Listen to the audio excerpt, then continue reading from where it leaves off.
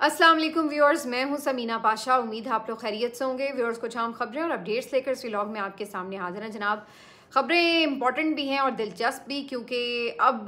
रोज़ जो नई नई चीज़ें मार्केट में आ रही हैं उसके ऊपर डिस्कशन काफ़ी दिलचस्प हो चुकी है। कल सुहेल वड़ाई साहब का एक कॉलम बहुत डिस्कशन में रहा कि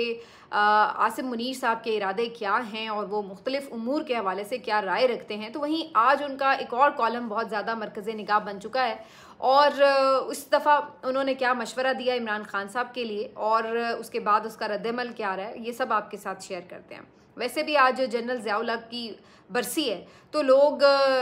पाकिस्तान की तारीख को टटोल रहे हैं और सोच रहे हैं कि पाकिस्तान में आने वाले मुख्तलिफ डिक्टेटर्स ने आखिर पाकिस्तान को दिया क्या है और जो पाकिस्तान के आज तक के मसाइल हैं उनमें किस डिक्टेटर का कितना हाथ रहा है। लेकिन ये अलग बात है कि हर दौर का डिक्टेटर अपने आप को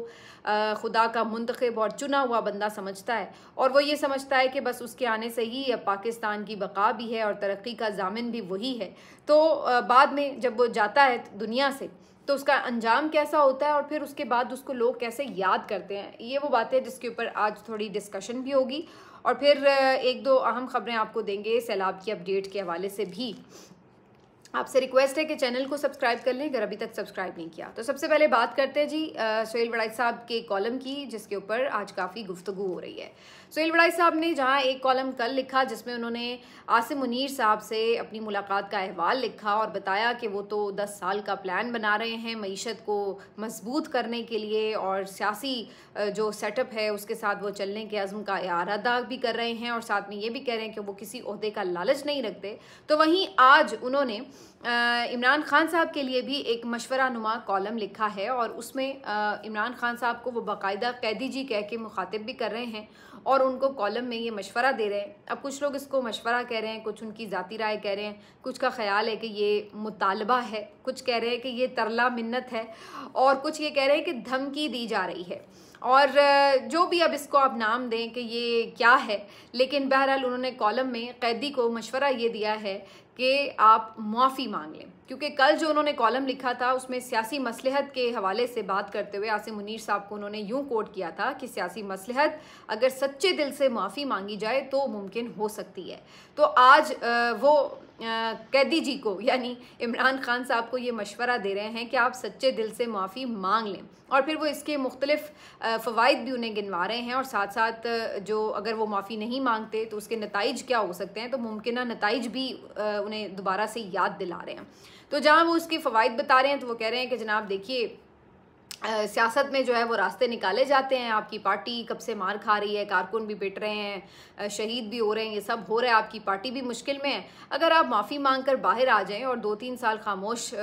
हो जाएं और उसके बाद अगला जो इलेक्शन है उसके ऊपर नज़र रखें, उसको शफाफ बनाने के लिए कोशिश करें, तो ऐसी सूरत में आप दोबारा भी इक़्तिदार में वापस आ सकते हैं। आपकी पार्टी की जान भी छूट सकती है, ये मुश्किलें और जो जुल्म का दौर है ये भी आपके लिए ख़त्म हो सकता है, आपकी रिहाई भी हो सकती है। तो आपको इसमें सोचना चाहिए कि आप माफ़ी अगर एक मांग लें तो तमाम चीज़ें आपके लिए बेहतरी की तरफ जा सकती हैं। दूसरी तरफ साथ ही वो ये भी कहते हैं कि अगर आप माफ़ी नहीं मांगेंगे तो खुदा न खास्ता ये भी हो सकता है कि एक और भुट्टो बना दिया जाए आपको, क्योंकि पाकिस्तान इस बात का मुतहम्मिल कैसे हो कि पहले एक भुट्टो को मार दिया गया था, आपको याद है, तो अब आपका भी अंजाम ऐसा हो सकता है कि अगर आप अपनी ज़िद के ऊपर अड़े रहे। और साथ में फिर सुहेल वड़ाई साहब ने अपने इसी कॉलम में इमरान खान साहब की इस ज़िद की वजह यूट्यूबर्स को करार दिया और कहा है कि जी यूट्यूबर्स उनके गिर्द जो हैं वो वाह वाह करते रहते हैं और उन्हें बताते हैं कि जी बस डट जाओ, खड़े हो जाओ, आप बड़े मकबूल हो, आप ये हो, आप वो हो, वगैरह वगैरह। तो इसकी वजह से इमरान खान साहब जो हैं इन यूट्यूबर्स के इन्फ्लुएंस में हैं और इसलिए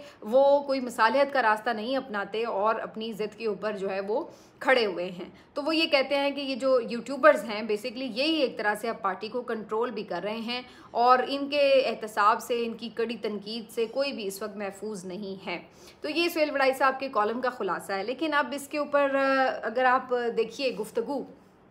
तो बड़ी सीधी सी बात है कि एक तो अगर हम इसको ये कहें कि ये एक धमकी नुमा मशवरा है कि जिसमें वो ये अंजाम से उन्हें आगाह भी कर रहे हैं कि भाई उधर तो कोई प्लान नहीं है आपको छोड़ने का, आपको खुदा न खास्ता फांसी दी जा सकती है, आपको किसी भी तरह जेल में इतनी देर रखा जा सकता है जब तक कि आप जिंदा रहे, आप शायद वापस ही ना बाहर निकल सकें जेल से। तो ये अंजाम से उन्हें डराया भी जा रहा है और साथ में उनको मशवरा भी दिया जा रहा है। बात ये है कि क्या सहाफ़ी का काम ये है कि जो मज़लूम है, और आपको पता है कि उसके ऊपर सियासी केसेस हैं, क्योंकि अगर ये केसेस जेन्युइन होते तो ज़ाहिर सी बात है ये मशवरे देने की ज़रूरत ही ना पेश आती। हर कोई ये कह रहा होता कि भाई किसी ने जुर्म किया है तो उसको सज़ा मिलनी चाहिए, लेकिन ये सब जानते हैं कि ये सियासी केसेस हैं और इसीलिए मुआफ़ी मंगवाने वाले भी ये मशवरे देते हैं कि चलो जी मुआफ़ी तलाफ़ी करके मामला ख़त्म कर लो। तो इससे पहली बात तो ये साबित होती है कि इमरान खान साहब बेगुनाह हैं और उनके केसेस जो हैं वो सिर्फ उनको डराने, धमकाने और कॉम्प्रोमाइज़ पर मजबूर करने के लिए बनाए गए, नंबर 1। नंबर 2 ये कि क्या सहाफ़ी जो है उनका किरदार ये होना चाहिए कि वो लोगों को इस बात पर आमादा करें कि जी आप माफ़ी मांग लें, आप आइन और कानून की बात ना करें, अगर आपका मैंडेट चोरी हो गया है तो कोई बात नहीं, अगली दफ़ा कोशिश करें कि मैंडेट ना चोरी हो। अच्छा, अगर आपके लोगों के ऊपर जुल्म हो गया है तो उसका जिक्र करने की भी ज़रूरत नहीं है, बाहर निकल कर कोई आइन और कानून की बहाली के लिए जद्दोजहद करने की ज़रूरत नहीं है, जमहूरियत को मजबूत करने की ज़रूरत नहीं है। आप बस बाहर आएँ, खामोशी से इस जाली निज़ाम को, इस करप्ट निज़ाम को कबूल कर लें और उसके बाद अपनी बारी का इंतज़ार भी कर लें। तो ये एक बहुत ही अजीब सा मामला है कि जहां आपको हक सच बात कहनी चाहिए वहां आप हक और सच को गलत बनाकर और उसको फिर फ़ायदा मंद बनाकर साबित करने के ऊपर तुले हुए हैं कि जनाब जो गलत है लेकिन वही है, वही चूँकि हकीकत है, लिहाजा उसको कबूल कर लिया जाए और उसको ठीक करने की कोशिश भी ना की जाए। और अगर कोई ऐसे कर रहा है और वो अपनी बात के ऊपर डट के खड़ा है तो आप उसको ये भी कह रहे हैं कि जनाब आप अपने मुतालबे से पीछे हट जाएं वरना आपकी खैर नहीं। तो एक तो ये बात। दूसरी जो ये बात है कि यूट्यूबर्स के हवाले से आप बात कर रहे हैं, तो इमरान खान साहब कैसे यूट्यूबर्स के इन्फ्लुएंस में हो सकते हैं, जबकि पिछले 2 साल से इमरान खान साहब की तो किसी यूट्यूबर से मुलाकात, एंकर से मुलाकात या कोई बहुत बड़े सहाफ़ी से मुलाकात तो दूर की बात है, उनकी अपनी फैमिली से मुलाकातें बड़ी मुश्किल से होती हैं। तो इमरान खान साहब तो टोटली इस वक्त बाहर जो सोशल मीडिया का एक पूरा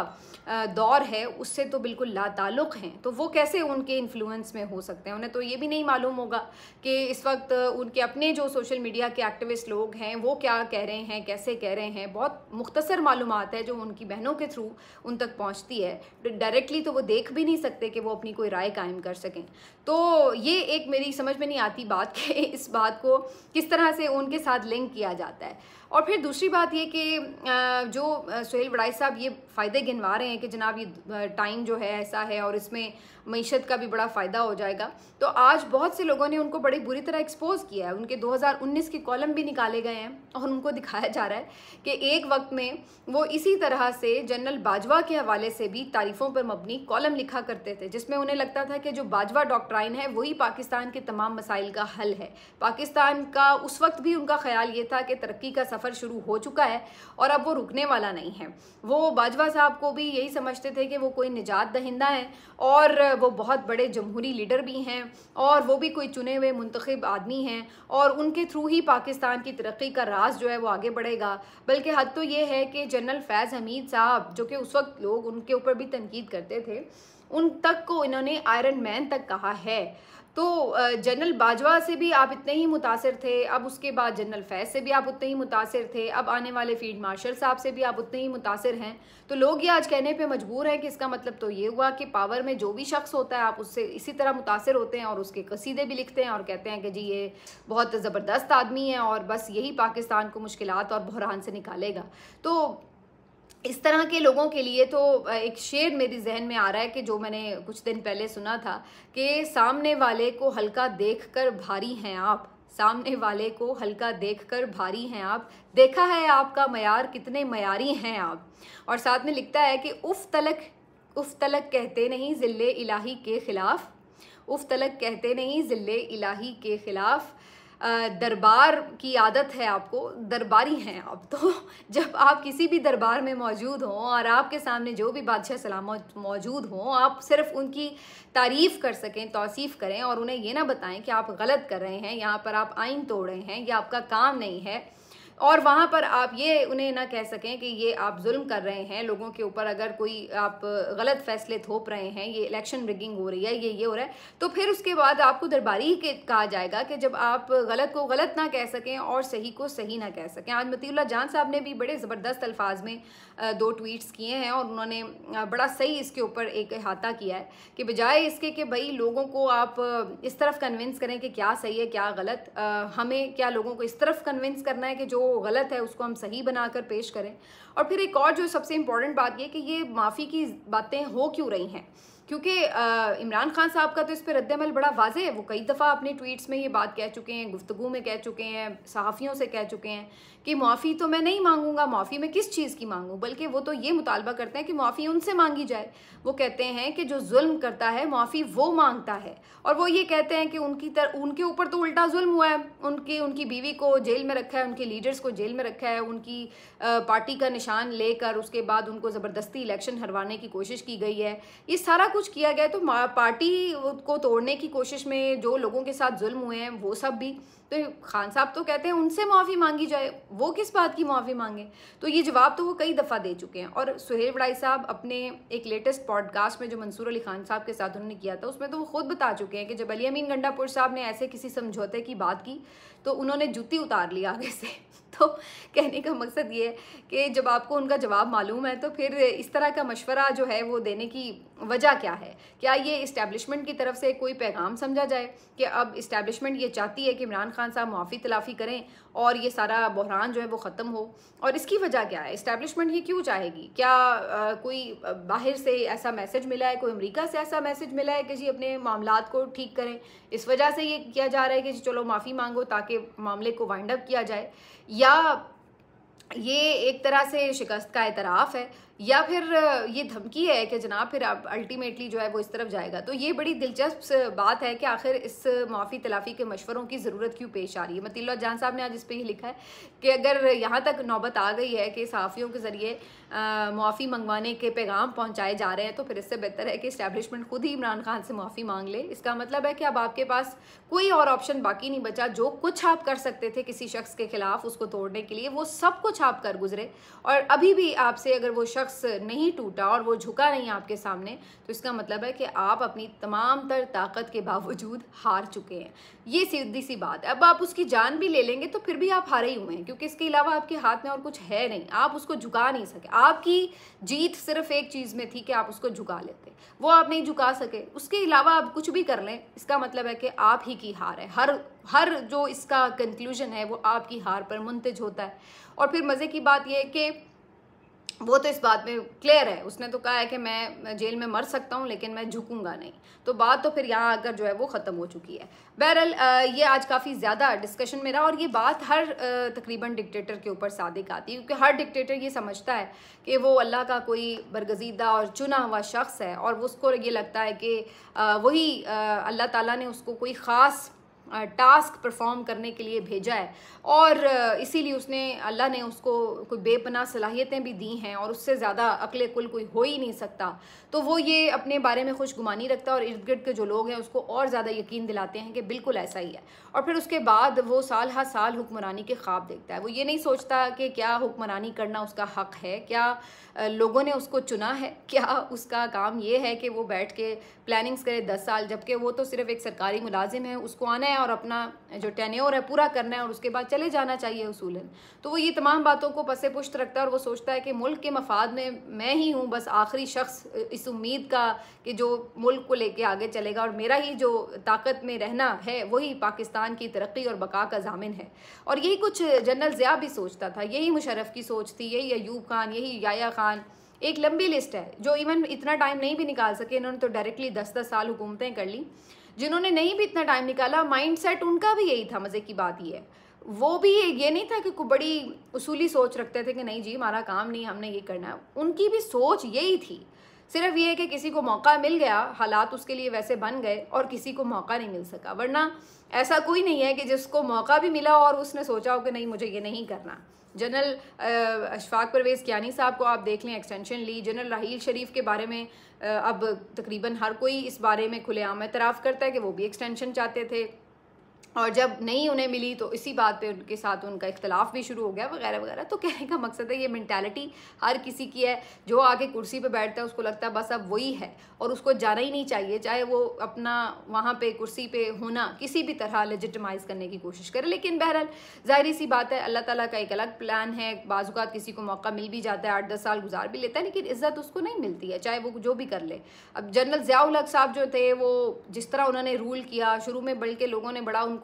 एडमायर भी किया क्योंकि उन्होंने जो लिबादा ओढ़ा, इस्लामिक लिबादा कि जनाब मैं तो इस्लाम का निज़ाम नाफिज कर दूंगा, ये वो, फिर तालिबान बनाए जो कुछ हो, तो उनको तो बड़ी पजीराई भी शुरू में मिल गई थी जब तक कि वो हकीकी तौर पर अपने असल चेहरे के साथ सामने आते। लेकिन अल्टीमेटली क्या अंजाम हुआ कि अब ये उनकी जो मौत थी एक तैयारे में, तैयारे का फट जाना, ये सब एक पुरअसरार वाक़या बन के रह गया। आज तक ये मालूम नहीं हो सका कि ये इदारे से के अंदर से कोई साजिश थी या ये कोई इंटरनेशनल साजिश थी, अमेरिका इसमें शामिल था, कोई और मुल्क शामिल था, क्यों कर ऐसा हुआ कि उनका तैयारा बहुत से दीगर अहम अफसरान के हमरा जब फ़िज़ा में था तो फट गया, और ये तक नहीं मालूम हो सका कि क्या ये कोई हादसा था या जानबूझ के उनको कत्ल किया गया। तो जब आप इस तरह इक़्तिदार पर काबिज़ होते हैं तो आपका जाना भी इसी तरह से ठहर जाता है कि आपकी लाश के टुकड़े भी नहीं मिल रहे होते, ये सूरत हाल बन जाती है। तो बहरहाल अल्लाह ताला से माफ़ी मांगनी चाहिए और खौफ खुदा करना चाहिए। बात यह है कि आप जब ताकत में होते हैं तो आप जुल्म कर रहे होते हैं, तब आप भूल जाते हैं कि आपने इक़्तिदार की कुर्सी से हटना भी है। लेकिन अल्लाह ताला का भी एक निज़ाम इंसाफ है, वो अगर इस दुनिया में नहीं भी होगा तो अगले जहान में होगा, लेकिन होगा तो सही। तो कहने का मकसद ये है कि आज भी जो गलत काम हुए हैं, चाहे वो इलेक्शन रिगिंग हो, लोगों के चादर चार दीवारी के तकद्दुस की पामाली हो, सहाफ़ियों के साथ जो सलूक हुए हैं, इमरान खान साहब को जिस तरह की कैद में रखा गया है, उनकी बीवी को जिस तरह की कैद में रखा गया है, उनके लीडर्स के साथ जो सलूक किया गया है, जो तशद्दुद हुआ है, जो लोगों के कारोबार तबाह हुए हैं, जो लोगों के जिस तरीके से लोगों के बच्चों के ऊपर जुल्म हुआ है, ये सब देख देख के क्या इसका कोई एंड नहीं होगा? अगर आपकी लड़ाई इमरान खान साहब से थी भी, है भी, तो जो बाकी ये सब जुल्म हुआ है उसका हिसाब कौन देगा? तो कहने का मकसद ये है कि अल्टीमेटली तो हर किसी को अल्लाह की पकड़ में आना ही है, क्योंकि सदा बादशाही तो सिर्फ अल्लाह की ज़ात की है, वो किसी शख्स के इख्तियार में है ही नहीं और ना उसके इख्तियार में है। बहरहाल जी, ये तो आज सारा दिन गुफ्तगू होती ही रहेगी, लेकिन आज इस बारे में आपको ज़रूर मैं एक अपडेट कर दूं कि अली अमीन गंडापुर साहब बुनेर में मौजूद रहे हैं, उन्होंने आके ख़ुद भी सारी कार्रवाइयों को मॉनिटर किया है। सूबाई हुकूमत का रिस्पांस बहुत अच्छा रहा है, मानना पड़ेगा कि यहाँ पर जो अवामी नुमाइंदे हैं वो भी पहुँचे हैं, ज़िला इंतज़ामिया भी, रेस्क्यू के इदारे भी पूरी भरपूर कोशिश कर रहे हैं, पाक फ़ौज के लोग भी पहुँचे हैं इन्होंने लोगों को रेस्क्यू करने के लिए। लेकिन अब जो उसके बाद की वीडियोज़ आ रही हैं, यकीन करिए वो बहुत ही दिल दहला देने वाली हैं। तबाही के जो मनाजिर हैं, जिस तरह लोगों के माल मवेशी मुर्दा हालत में अब कीचड़ में पड़े नज़र आ रहे हैं, जिस तरह लोगों के घर टूटे हैं, जैसे लोग मलबे के अंदर दबे हुए लाशें नज़र आ रही हैं, इतनी वो दिल गिरफ्तार किस्म की वीडियोज़ हैं कि देख के उसको दिल बहुत परेशान हो रहा है। और उसके अलावा आज अली अमीन गंडापुर साहब की तरफ से जो स्टेटमेंट है वो हौसला अफजा है। उन्होंने कहा है कि ज़ाहिर है जो जाने चली गई हैं वो तो हम नहीं वापस ला सकते, लेकिन किसी का घर टूटा है तो हम घर बना के देंगे, किसी की दुकान टूटी है हम दुकान बना के देंगे, जो माली नुकसान जितने हम पूरे कर सकते हैं वो बहरहाल हम ज़रूर पूरी करेंगे। एक एक शख्स को मदद दी जाएगी और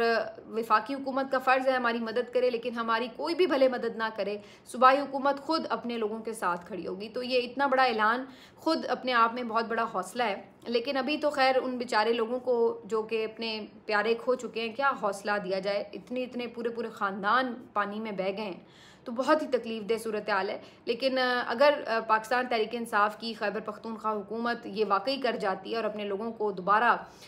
किसी मुकाम पर खड़ा करने में कामयाब हो जाती है, इंफ्रास्ट्रक्चर दोबारा से डेवलप कर लेती है तेज़ी से, तो ये बहुत बड़ा कारनामा होगा। वरना आज तक हमने ये देखा है कि हिस्ट्री में सैलाब तो बहुत आते हैं, लेकिन हर साल सैलाब आते हैं, उसके ऊपर रो धो के लोगों से बहुत से पैसे इकट्ठे भी कर लिए जाते हैं, लेकिन कभी उन लोगों की तरक्की के लिए वो पैसे इस्तेमाल होते हमने देखे नहीं हैं। लेकिन यहाँ पर बजाय इसके कि कोई इमदाद का